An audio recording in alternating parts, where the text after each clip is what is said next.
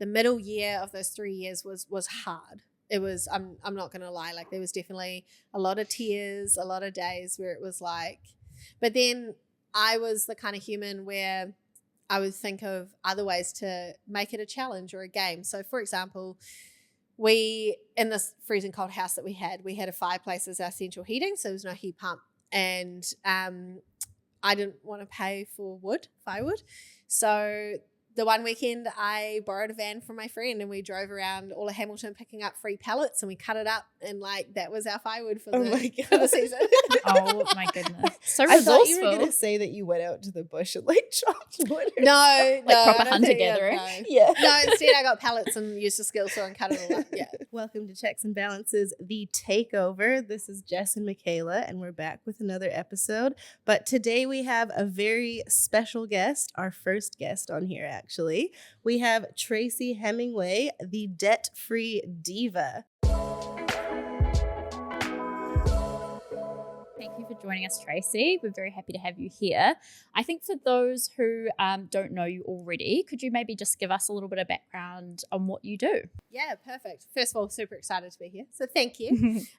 So currently I am an advisor. So I specialize in budgets, KiwiSaver, and mortgage advice. So Awesome. I help people who might not be in a position to be able to buy anything or invest yet, and I help them get out of whatever nonsense they're in and get into a better position. I'm guessing there's quite a few clients coming through to you at this stage with things being so tough out there. Are you busy? Yes. Yep. Yeah. Very, very busy. Yeah.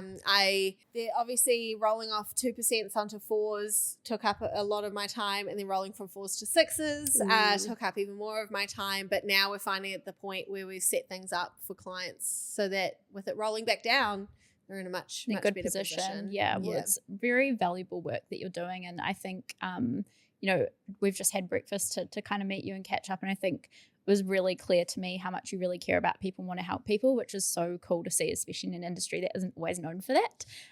So yeah, very, very cool. I think that the reason that you are where you are now is because of your experience and your personal journey. Maybe you could give us a little bit of background on kind of, I guess, where you started and what's led you to this point. Sure. The whole story? Well, there's a lot to go through, hey? So I guess what's behind the name Debt Free Diva? Right. So for those that haven't heard the story before, I opened my first company at 18. I had to close it down at the age of 24.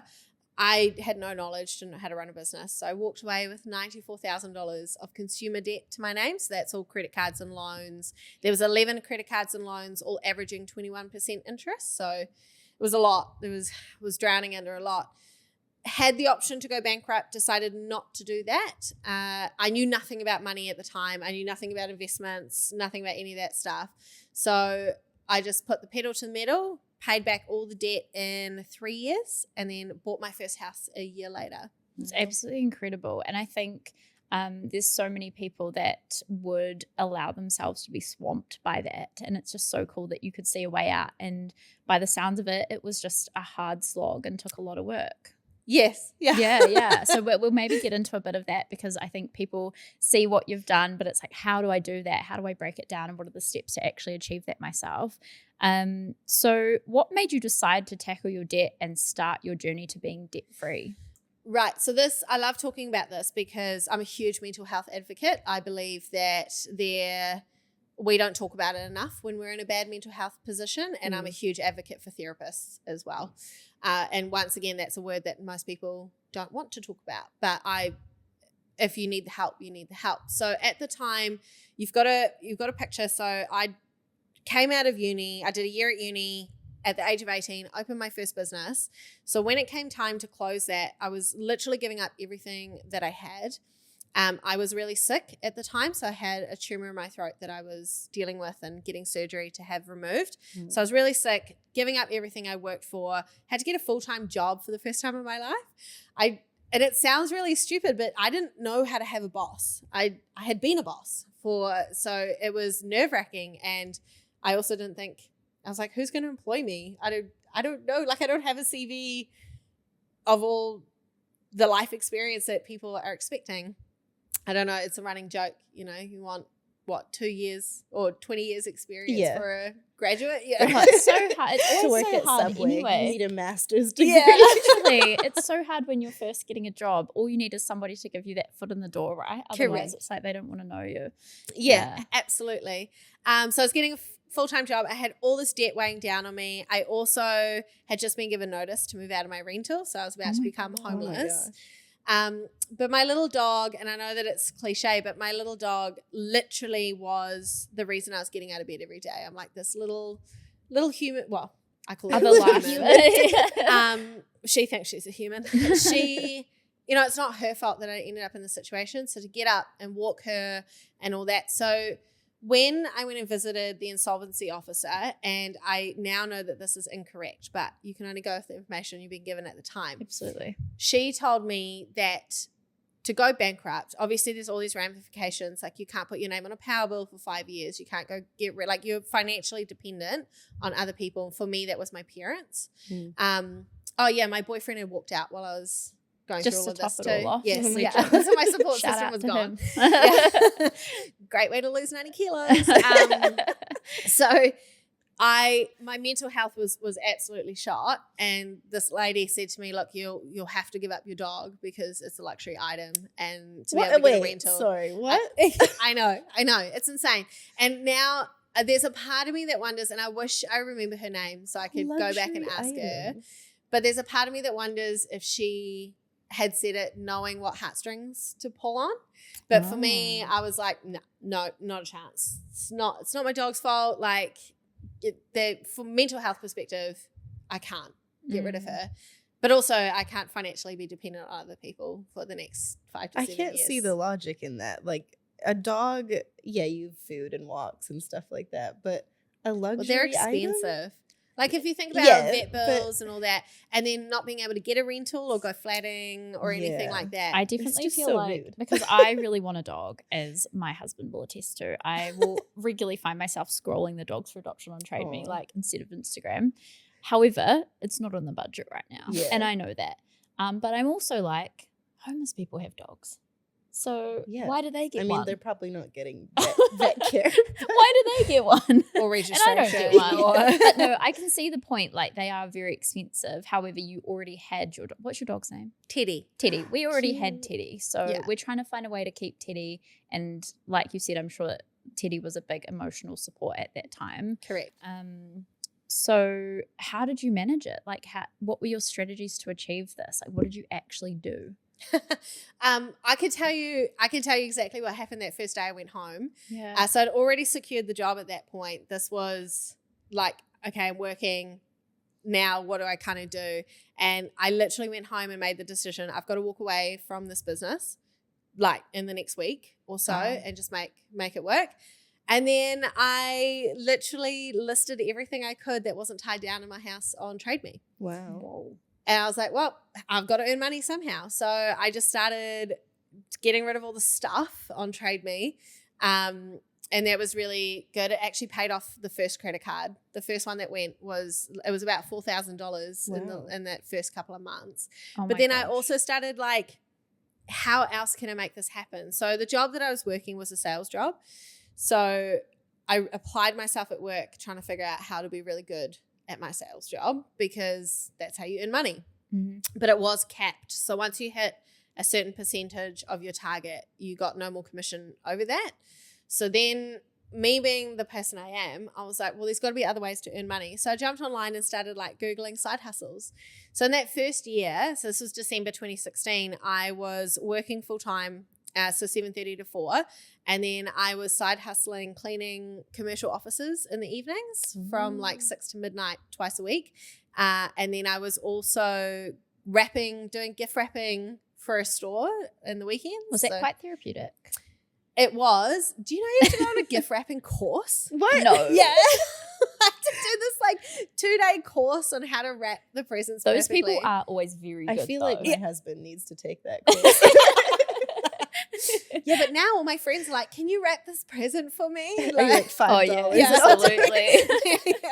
Yeah, inflation, $10. Yeah, so I was doing that. And then I was also was another job I was working at the time as well. So I did the cleaning. Oh, well, obviously I still had the business. So I was still doing that a few nights a week until I had to. Oh, so you had the business, you were doing a full-time job and side hustles. Yes. For a period of time. That's crazy. I guess as well, like we said earlier, while you're busy knuckling down and working that hard, you're also not enjoying yourself and spending money necessarily. So not only earning a lot, you're not spending a lot on fun stuff. Correct. I'm guessing. Yeah. Yeah, which accelerates things. So, and like, I don't think that's, and I don't know how you feel about it, but that's obviously not a sustainable way to live your life. However, there was a season for you where it's like, that's just what had to be done to get through that period of time. Yes. Yeah, absolutely. Yeah. So that first 12 months, well, the first 6 months was the absolute hardest, because at the time my base salary just covered my debt repayment. So not your living costs as well. No. So the only way to meet my living costs was to earn commission and side hustle. Oh my god! Wow, that's incredible. I'm curious to know, like, so I have debt. Sorry guys, but and I've been trying to pay it down as well, and like I find I need to like have some type of visual to keep me accountable. So did you have anything like, you know, these are all my cards and I've got them on like, I don't know, a pegboard or something, and this is, you know, now I can take this one off, or were like you a just star like chart? keeping track of your apps? You know, you get gold star, credit card gone. You laugh, but I do, and to this day I created coloring in charts. So it was like, nice, I love it. If you hit this line, you get to color it in, and until like the whole thing was full. And to this day, because every year I set financial goals for myself still, and I have charts. And I color in the charts, and it's very exciting. It's this big board that sits in my room. Yeah. And I love colors, obviously. So I don't like the white pieces of paper. So it was really good motivation for me. But yeah, visually, it was like, it seems like the stupidest thing in the world to have to go and color things in. But it meant everything, because you'd wake up, and especially so at one point I was working seven side hustles in a week. Oh my gosh. Or 7 jobs in a week. And the alarm would go off at 5 o'clock, and you're tired, right? Like it's tiring. And you wake up and you sort of see this and you're like, okay, it's for a purpose. And then you walk Teddy and away you go, kind of thing. Yeah, I think that's really important to note too. You had your purpose. It was quite clear, and the visuals are reminding you of that purpose every day, right? Yes. That was my question. So did you have a strategy as far as, because you said you had a number of debts, you know, across different credit cards and things. Did you have a strategy for what ones you were heading off first or like focusing snowball on? Or avalanche? So I once again, bearing in mind I knew nothing about money, so I actually went to the local library and got a whole bunch of books out on money, on how to manage money. Wow. And I tell you what, some of them are very outdated. Knowing our local libraries, bless, they do try. But. And now I reflect and I'm like, that book was actually not a good option, but that's fine. So for me, it was definitely the snowball option. So for those that don't know, snowball versus avalanche. So snowball is where you list your debts from the smallest amount through to the biggest amount, and you just attack the smallest amount first, roll that payment up into the next one, attack that one, and so on and so forth. The avalanche one is where you go the highest interest rate debt first, pay that one off, then which mathematically makes more sense, but Correct. the snowball psychologically feels more, better. Yeah, it's more motivating. Yeah. Right. So I started on the avalanche one. I got a month in, and my biggest debt was the one with the biggest interest, and I was like, bugger this. So I switched to the snowball one just because I needed those dopamine hits. I needed those, oh my God, this one's gone. Like, now moving on to the next one, and next one. So I needed that. So I think if I look back on it now, I probably paid a bit more in interest, but yeah, it kept you going. Yeah, though. correct. Like, Exactly. I think the 100%. same way. Like, it's, you know, even if it's that little one, it's gone. That's like such a big win, even if it's a small amount. yeah, absolutely. It's like the visual side of things, the coloring in, and also the different strategies. It says a lot about getting to know yourself through this process. It's like everyone's going to have a slightly different approach, and everyone's going to have a different thing that keeps them going. So it's important to think about those things as well when you're in this situation. What is my motivation? What's my intrinsic reason for doing this? What's going to keep me going? Because everyone will have a slightly different take on it, I think. Yeah, absolutely. And I followed it through to today. So I have a mortgage, and I've split it into a snowball effect. I've got the mini mortgage that I'm focusing on first, and then I'll like roll up the payments, Nice. But Yeah. I've just obviously learned all about offsetting and stuff to try and offset those interest costs. But it's the same thing. It's followed me through my life. That's What really about cool. expenses? So obviously you yes. increased your income quite a lot. Did you cut down to the very bare minimum? Did you still do like, you know, I'm going to treat myself to a nice dinner once a month or something? Or did you just go like nothing, bare bones? I bare bones, Wow. basically. So at the start of it, at the start of it, I totally bare bones it. I moved into this like really dingy little flat in Hamilton. It was $135 a week, power and internet included. Oh my God. It was literally the coldest place I've ever lived in my life. It was terrible. So I bought that down. I was only spending $40 a week on groceries. That's Wow. incredible. Yeah. What were you unheard of eating? right now. No, I was eating really well. Okay. But here's the running joke. So I didn't cook when I owned my business at all. Like I was a takeaways person. So now all of a sudden I had to learn how to cook. So at work, we used to play a game, what has Tracy burnt for lunch today? The first year. I was really lucky. The ladies that I worked with, I was like their daughter, I guess. And they would be like, no. So I learned like how to cook steak on a sandwich press at work and things like that to have healthy lunches. Oh, that's good. So you were We have actually people eating. that do that in here. Yeah, we do. We do have that in this office.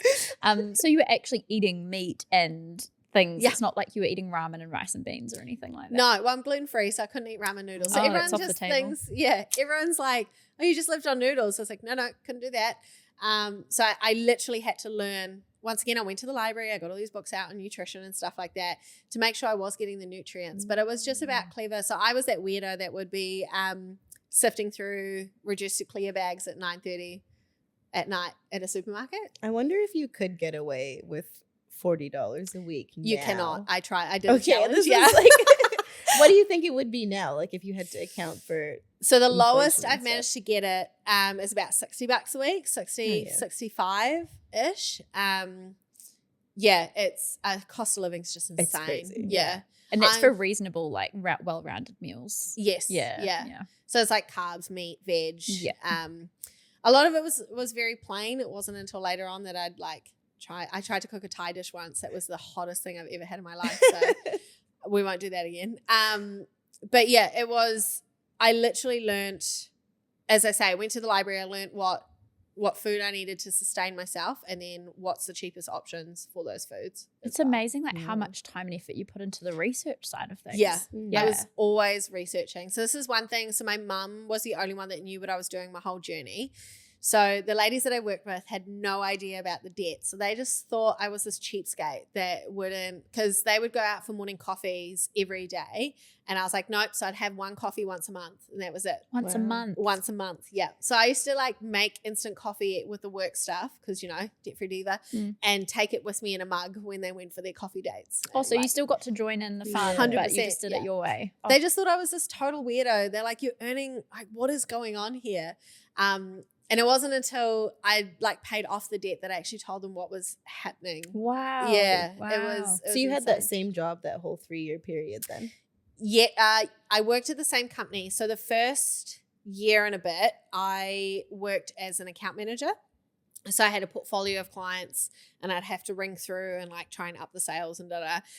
Then I learned that I was really good at cold calling. So I'd onboarded 136 new businesses into my portfolio in a year. So I had the guy from the new business team ring me and say, look, I really want you in my team.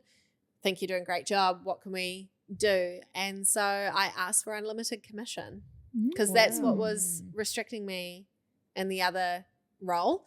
And I mean, sometimes it really pays to take a gamble. Yeah. Did they And give it to you? Yeah, they did. Don't ask, don't get. 100%. So my base salary did go down a little bit, which I was like, whatever, I could just offset this. That's basically you just backing yourself to make more on the com though, right? Yeah. Yeah, 100%. But I will give, so that manager was the best leader I've ever had in my life. And I'll give him credit because he's like, yeah, I'll give it to you, but we're only going to give you comms on the first 3 months. So it was like I had to keep like first 3 months of spend. Okay. So I had to keep going out I and see. getting, so it wasn't just like comms on their 12-month spend. It was like just the first 3 months. I'd had to keep going out and getting. So he made it work in But his you were favor good at that. too. Yeah, really good at it. Yeah, so that worked. Oh, that's so interesting. Yeah. Being good at cold calls is a crazy skill to have. Yeah, I know. Nice little thing to discover. I don't know if I've ever heard that sentence before. I don't know if it's just, as I say, I just back myself. I just pick up the phone and so for me now it's really hard when people say they're scared to talk on the phone. I'm like, what? Why? Like, what do you mean? You know? Yeah. Before we move on, we talk all the time about planning and growing our wealth, but protecting that wealth is just as important. That's why having the right insurance in place can help when life goes unexpectedly. And that's why this episode is brought to you by Partners Life, a New Zealand operated award-winning insurance provider with over 300,000 Kiwis insured and 89% of claims paid. Partners Life understand that having some insurance is better than having no insurance. They have flexible and personalized solutions for any budget or situation. Check out their website in our show notes below. Cool. And one of your tips is to budget like a queen. I want to know what that means. Can you give us any budgeting tips? Sure can. So the biggest thing I say to people when you're building in your budget, so I do a thing that's called values-based budgeting. So I'll sit down with a client before I even want to know about their finances. I want to know what's important to you. Like, what do you value? What's really, really important? I mean, a key thing, you know, some people, they go, oh, I've been told I got to get rid of my gym memberships, blah, blah, blah. But for a lot of people, going to the gym is their mental health outlet. And this is what happened to you. 100%. You know, this is exactly what you experienced. Exactly what happened to me. Another one that I see commonly, especially as a mortgage advisor, is people do tithing. So they do a portion of their income to the church. And I don't care what side of the fence you sit on. If it's important to that person, then we need to build it in. Like, it's important. So for me, traveling was really important. So whilst I only spent $40 a week on food, I was still traveling. So during my debt-free time, I also managed to save and did 3 weeks in Europe. Wow. On a budget. Once again, they thought I was a weirdo. That's Cheese fine. and bread only the whole time. Which is fine when you're over Yeah, there. it's totally fine. I mean, it was one of those things where it's like, oh, a cocktail's €2 and bottled water's $1. So, value for money. And I went to Thailand, so I did 3 weeks in Thailand as well. I did a weekend or a long weekend in Melbourne and a long weekend in Sydney. Wow. All while paying off the debt. So you still managed to have some fun. Yes, thrown in 100%. there. Okay. And then other things as well, like I went and found a salsa dancing club. Nice. That was $30 a year. Oh, So- wow. What do they bother charging that for? Yeah, just for the May as venue. well. Oh my God. So, and then it was like, oh, if you want to go to these classes, you have to pay extra. So I just missed out on those classes because I was like, this is what's in my budget. So I made sure I was still having the fun. And I think that's super, super important because on such a restrictive diet, like if I said to you, you can only eat 1,200 calories a day, like that's it. And I know that there's certain sports and stuff where they do that, but for a short period, and it's always a short period because what's going to happen is you're going to do that for 6 weeks and then eat an entire chocolate cake Yeah. at the end of it. It's like Yeah. bodybuilding. Yeah, but wealth building. yeah, but the thing is, even bodybuilders, right? They have periods where they have lean and bulk. Like you can't be It's not on 12 sustainable. Exactly. Yeah. Yeah. So it's the same thing with the budget piece. Is make sure you've got your treats. If going out for coffee once a week is what you need to do To don't keep cut you it out. going. Yeah, absolutely. We actually say the same thing to our clients. It's all about finding what's realistic and sustainable. And if you're not gonna be able to achieve your goals while doing that, we're gonna tell you that's our job to kind of be like, what looks realistic, but this is the impact it's gonna have over here. So Yes. let's find a nice middle ground that works. So yeah, I'm assuming it's quite a similar experience for you. Very, very much so. Mm-hmm. Very much so. Got to Cool. make some sacrifices, but not all of them. Yeah. And once again, the budget that I lived on in those 3 years, I would really struggle, I think. Like if I had to do it again, I would, but I wouldn't recommend it for a longer period of time. Yeah, it served a purpose for what you needed at that point in time. Correct. Yeah. Cool. What were the challenges then, like over those 3 years? Like, did you have periods where you're just like, I can't do this, I want to give up? Or how did you keep yourself going? So interestingly enough, the middle year was the hardest because the first year you're off to a cracking start. You're like, yes, I'm on the way, da, da, da. The last year, you could see it just like driving down consistently. That middle year was tough. It was very tough. It's like, what's the point in doing this? I couldn't the motivation from the start. So that's where your discipline really has to kick in. Mm-hmm. And for me, it was finding new side hustles. Like I was just constantly researching and finding new ways to find enjoyment out of the journey as well. Yeah. So I did enjoy the journey. What were your favorite side hustles then? Do you know what? Dog walking and doggy daycare yeah. bus driver. Yeah. So fun. Yeah. Yeah. My dream job, if I was able to quit work tomorrow, my dream job would be a doggy daycare bus driver. 100%. Oh my Nice. gosh. My mom's friend does that, and like she's technically retired, but then she picked that up just because she was bored, and she said it's the most amazing thing ever. Yeah. So Yeah. good for your mental health too, because Yeah. you're getting outside, you're going for walks, surrounded by dogs. Perfect. Yeah. So good. I've been told there's a great story about your BMW. What is this? Oh my goodness. Is it pink? No. No. Important question. So, very important question. My car now is pink. So while I was getting into the debt, I had this BMW. So it was a beautiful twin turbo BMW that I was like, yes, I deserve that because I worked so hard. Ticked it up, obviously. Don't do that. It's a really stupid idea. And then had to pay it off. So we got to a point, I worked out that if I sold the BMW, it wouldn't cover the loan. So I had to keep driving it for a little while. And obviously it was a gas guzzler. So I tended to walk a lot. But we finally got to a point where if I sold it, it was going to pay off the loan. Yeah, right. But then I was stuck in the situation where I had to buy another car. Mm. So I took a huge risk and found a black Suzuki Swift with pink racing stripes on it. It's Already a sign. came. I know, it was a sign. And I literally drained all my bank accounts to buy this car, thinking, sweet, I'll go drop the BMW off at the car yard that can sell it and like it'll be fine. It's just going to be a couple of weeks. It's going to be totally fine. So when I picked up my new Swift and dropped the BMW off, and it was the Thursday before Easter weekend as well. I got a call 2 hours later. They'd taken it to take photos and the turbos had blown up. So now I've got $128 in my bank account and a car that I need to sell because I've got loan repayments on it and it's broken. Oh my god. No. Wait, so they drove This it isn't a funny though, story. and it blew up. Yeah. Oh, it says great story. I shouldn't have said funny story. That was the wrong word to use. But they drove it and it blew up. Yes. Maybe I'm cynical, but I'm a bit like, No, why did no. it blow up when you drove it? I know.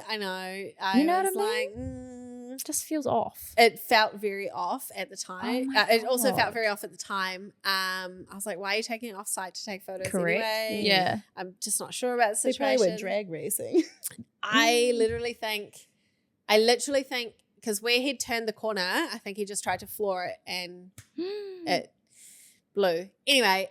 But that left you in that situation. Yeah, whether it was his fault or mine or whatever, I was still stuck in a situation where Yeah. I had a car that was blown up and I needed to sell it ASAP. And I had $178 in my bank account because I was like, it's going to be fine. Major, major risk. So in true Tracy fashion, I got it towed to my mechanic, wrote a note on the windscreen. So literally the note said, shit's fucked, please fix. So my mechanic knew this car very well at this point because I'd had issues with it before. And then I went out and found another side hustle, 2 side hustles that I could do in the Swift and just worked my backside off for that month while he was fixing the car to make sure I could pay for the car. By the time the bill came. Correct. Yeah. Oh my goodness. Do you remember what the car bill was? It was like 2.5. Yeah. Yeah. Mm. It was like Had to be done it had though be to sell the done. car. And then when you sold the BMW, even after the blowout, did you still like make enough to pay the loan off at that point? I actually made another $2,000 more. So it Oh, was nice. actually, yeah. It was enough to pay the mechanic's bill as well. Because, you know, Wow. new turbos. Yeah. Yeah. Nice. Yeah, well, yeah, true, Yeah. actually. Crazy. So yeah, I paid off the loan, got my And all extra was $2,000, and had my pink Suzuki Swift. Well, my Suzuki Swift with pink racing stripes. What so. I feel like I'm noticing about your stories is that like I think it would be very easy for people in that situation to, and me included, to kind of start pointing fingers and blaming other people and being so, well, my car blew up when you were driving it. What's the go? Whereas you're kind of going, well, okay, yes, regardless of whose fault it was, it's my responsibility to now figure out what to do, and you take action. It's not blaming or looking for other places to kind of waiting like for someone else to you do don't wait for something things about to fix. You go out and take control of the situation, which I think a lot of people don't do now, or they don't realize that that's what's required to get to that point. I think really interesting. Well, at the end of the day, like the BMW story in particular, don't get me wrong, I went home after having the car towed and I think I ate like an entire ice cream tub because just crying, eating ice cream. It's valid. That's valid. Bad. Yeah. It's like, what am I gonna do? And I woke up the next day, was like, well, I got to figure out like how to pay to fix this thing because it's still got to get sold. I've still got to pay the loan off. Yeah. Whereas, I mean, my flatmate at the time, he was very much like, no, go after them. And for me, it's an energy decision. Where is my energy best spent in this situation right now to get me out of the situation? Yeah, real problem solving attitude, which is awesome to see. Did you find that you still, like you mentioned that your partner had sort of left and your mum was the only one that knew what you were truly going through? Like what kind of support were you drawing on? I guess, was it your mum only who was supporting you through everything, or was there other support networks you could draw on? No, it was literally my mum was the only one that knew what was happening. Wow, what a legend. So she is the MVP, can guarantee. Although at this point in my life, I'll say, hey, Mum, I'm doing this. And she's like, okay. She knows, like, it's just going to work. She knows you can handle anything by this point. Like, okay. Yeah. But she's always, 18-year-old, Mum, I'm dropping out of uni to own a business. She's like, oh, okay. Which is also crazy. Like, just the beginning of this whole thing is, and not crazy in a bad way. Like, obviously it didn't work out the way you thought it would work out, but just such a massive leap of faith at a young age. Yeah. You got balls. I don't know if I can say that. Pick up my lady balls. But it's everything, right? So the house that I own, I don't live in anymore. It's a rental. But when I went out to own my own business now, so this is like I'm now financially, astute and I know what I'm doing and everything. So when I went out to run my own business, I was like, okay, my biggest expense here is a mortgage. I've got to make sure that I can cover the mortgage while I'm getting the business off the ground. So a friend of mine was putting his house up for rent and I ran the numbers and it's like a beautiful 4-bedroom, 2-bathroom property. So I ran the numbers to live in there and rent out 3 of the rooms would bring my living costs down more than half. But then of course I've got to pay the mortgage on the rental. So I turned it into an Airbnb. And once again, it was like a total leap of faith because we didn't know anything about the Airbnb market and like who's booking an Airbnb in Hamilton. But my thinking was, there was two things for my thinking. One, I didn't want to move my furniture. It's very practical. Yeah. I was like, I'm at an age where we're no longer asking friends to help with boxes of beers. Yeah, like, no one's doing 35, that. maybe even 30. Yeah, just pay the movers. Yeah, 100%. So I was like, I'm not paying movers. It's ridiculous. 2, if an Airbnb doesn't work, I'll just turn it back into a long-term rental. It accidentally did work. So I was earning enough to cover all of its own expenses plus my portion of the rent. So I lived rent-free while I was starting my business. So you were in the house and the Airbnb, the 3 rooms? No. So my house that I own, I literally moved out of it and just turned it to an Airbnb. So were you renting then? Yeah, still am. And then the Airbnb covers your rent and I the mortgage. Understand now. Yes. That's so crazy. Yeah. Covers all of its own costs, so the mortgage rates, everything, plus my portion of the rent where I live. Wow. Amazing. I didn't want to say it, but like Airbnb in Hamilton, I would be like, but obviously it's working. What are people doing 100% occupancy. there? Yeah. I don't know. In the nicest Do you way know, some possible. days I want to go and be like, why are you here? Like, what are you doing? Knock on the door. No, but the big one, so my house is quite close to the stadium. So obviously Oh, nice. like sevens and stuff like that, I earn quite a bit. Oh. But the two biggest one, people that were coming down that are like building our roads and stuff who Okay. just need Monday through Friday accommodation. Right. And the second one is people visiting family at the hospital. So if you think about Oh. it, Waikato Hospital services such a large area that if Uncle Bob and Thames has a heart attack, they're going to come to the Waikato Hospital. And we're in like some cultures, the whole family wants to be around Uncle Bob. So it sleeps 6 people. And so it's Wow. cheaper than Works 2 well. motel rooms.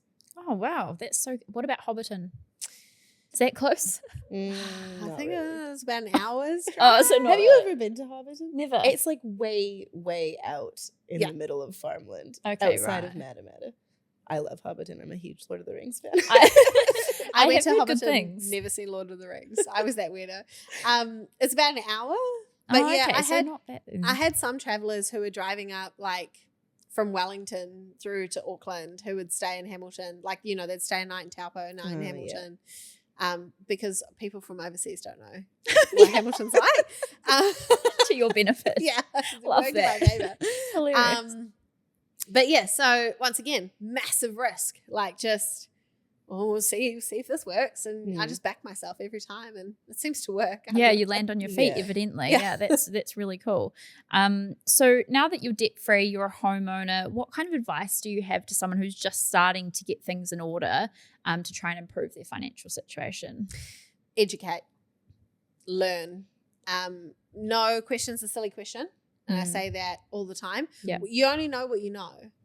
And definitely education is key. There's nothing more powerful than knowledge. And hopefully if people are listening to this podcast, they're already taking that step, which is 100%. awesome. Yeah. Awesome to see. Yeah, okay. So that's where you started. And then once you've educated yourself, what do you springboard onto after that? Or action. Go find. So side hustles, for example. So when I talk to people, so obviously at the moment the economy is rough. But we it's no secret. Cost of living sucks. You know, interest rates were at not an all time, but they were high They're- in comparison. Mm. Inflation was at a high. So I had people come to me and they're like, we're $300 a fortnight short on our budget. And it's like, you need to find a side hustle. So a lot of times people would think a side hustle is like, I have to start a whole new business. It's like, no, go and find something that nobody wants to do and do that. And it doesn't have to be forever. It's just until you can get that debt paid off, or you can get that payment down, or you can refinance your mortgage and extend it back out, or your interest rate comes off, or whatever it needs to be. But there's so many side hustles out there. You just got to be prepared to put the work in and do the work that other people don't want to do. Yeah. And so because you were saying you were juggling all these side hustles, like your week, your Monday to Friday, well, I'm guessing it's Monday to Sunday, must have looked insane. Like I know I get to the weekend and I just want to rot on the couch and talk to no one. But yeah, must not have been a luxury that you had, I guess. No. So at one point I was working 7 jobs in a week, and it was things like, so I'd get up at 5 o'clock, or 4:45 in the morning, and I was doing lime scooter juicing. Oh, yeah. So That's when you pick them up in the What? van and like charge them, right? Yeah. So Yeah. I drive around at night, pick them up. By the way, you can fit 7 lime scooters in a Suzuki Swift. No. You so you're just- using your Swift for Yeah. that. Wow. You're joking. You just can't take off very quickly at all because they weigh a lot. So, Oh my days. so I would get up. I'd get up in the morning, go put the scooters back on the road, and then I'd go to work. So I'd do my 7:30 to 4, come home, and then I'd normally do a couple of hours copywriting or picking up like online data entry kind of Right. jobs that you can find anything online. Mm. And then I'd also do mystery shopping. So I'd do a mystery shop on the way home from work. Fun. Yeah. Oh my God. I'm actually really interested about this because I saw something about it the other day, so I'll ask you about that later. Okay. Yeah. So on the way home from work, I do a mystery shop, and then I do a couple of hours like online doing copywriting or, as I say, data entry and things like that. And then I'd normally flick on my Uber Eats app. So I was really lucky that I lived really close to the fast fast food restaurants. So I could go, like I could be at home doing the online copyright stuff and then get a trip and go and deliver and then get back and carry on. So I was like kind of multitasking. Wow. Then I was also dog walking and then doing like a bit of babysitting in the weekend. That's absolutely crazy. And Swifts are really good on petrol, eh? That, So you can whip they around were. in that. Yeah. They were. Yeah. Oh, they were. Well, petrol When price petrol was was- like $2. Oh. Yeah. True. What was my other question? I had another one. You go. I have another one. I want to know, okay, so you did all this. You probably burnt yourself out a little, like 3 years. I was tired. Yeah. So once you paid off that absolute final debt, what was the first thing you did to like celebrate or treat yourself? So I had bought a bottle of Moët because that's what Nice. everybody's drinking, you know. I was at my mum's house. My auntie was over from Australia for a different function. So, you know, my family, everything. And did the last payment transfer, popped the bottle of Moët, and very quickly learned that I dislike the taste of Moët. Absolutely. So we spat it all out. And then It's like we blasphemy went, in this office. Yeah. And then we went for, so my parents lived in Tikawata at the time, so there's not like many restaurants. So we went to the Rangiroa pub for a dinner, and both of us got food poisoning on Oh on the shrimp. Come out skinny though. That was great. So that's how I celebrated. Wow. With some Just- yuck champagne yeah. and food poisoning. Brilliant. But then about a month later, I booked a trip to America to go see Lady Gaga, because she's my favorite, at her Vegas. Oh, cool. Yeah, and then of course COVID came along, so that got cancelled. No. So I bought a house to celebrate Oh getting debt my free. Yeah, that seems well. Wow, probably. life was really like you pushed all the way through, but you 100%, know what? yeah. And I actually got an email saying I've got a credit still with a US touring company. So I was Oh. like, oh, maybe I should book another trip. My So you friend's can like, still please go. don't. We don't need another pandemic. I think You'll set triggered it off. Yeah. She was like, you're the reason. Yeah, so that's what I did. So I don't think I actually did really celebrate as much as everyone, as I intended to. Yeah, Mhm. it's good for the budget. Yeah, I mean, I also, by sheer dumb luck, once again, it's that risk thing. It was like COVID came along, my trip got cancelled.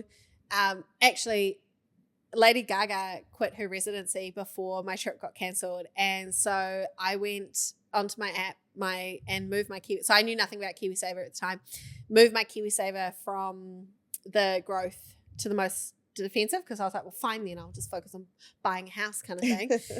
And 2 days later, that's when the KiwiSaver market like absolutely lost it and Oh, dropped wow. everything. And I'd been able to preserve all this money by sheer dumb luck. Like, Wow. We always say you can't time the market, but Yeah.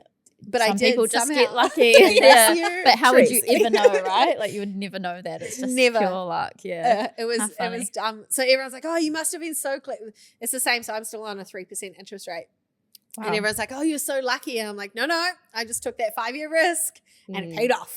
Yeah, absolutely. I have a question about the side hustle concept, because I know we've talked about side hustles on this podcast, and I think, you know, the flip side to having many side hustles is that should you just be pouring all your energy into leveling up at your main job, and then that being the thing that spits out the higher income over the long term?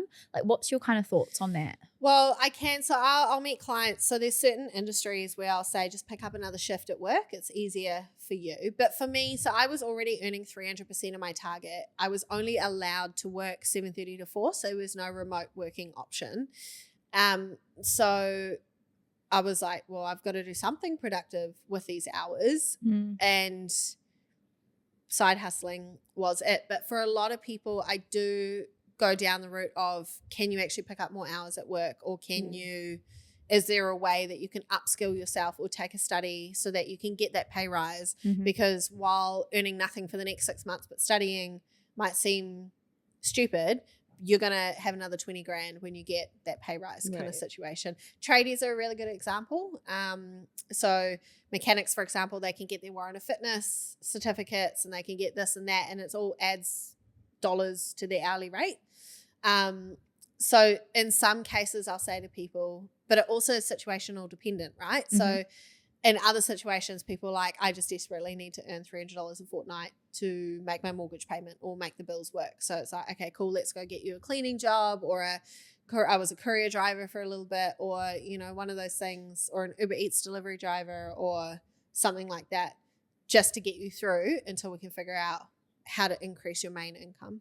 Nice. Yeah, no, that makes a lot of sense. Very situational, like depends on that person and their situation. Yeah, cool. When you have people that come to you that, because obviously you did all this and it was just you and Teddy, what about when it's people that, you know, maybe have kids and it's like a family, but they're still in that situation? What kind of tips do you give them that might work? Like the same tips for one person might not work when you're a whole family, like childcare, things like that you have to work around? Yes. Yeah. So once again, very situational dependent. But we do a lot of work with, can we make it fun for the kids? So like, I have a client, for example, who has picked up a side hustle delivering newspaper pamphlets, and she takes her kids with her. And it's like a fun Sunday afternoon walk situation. Yeah. I mean, you don't earn a lot of money doing it, but it's enough to get her by. It's the same like in the US, they do coupon clipping. Yeah. So you can do exactly the same thing with your kids. Like, can you find what supermarket has the cheapest tomato sauce and send them to like Google online, see if Pack and Save versus Countdown or whatever, because it's teaching them the life skills at the same time.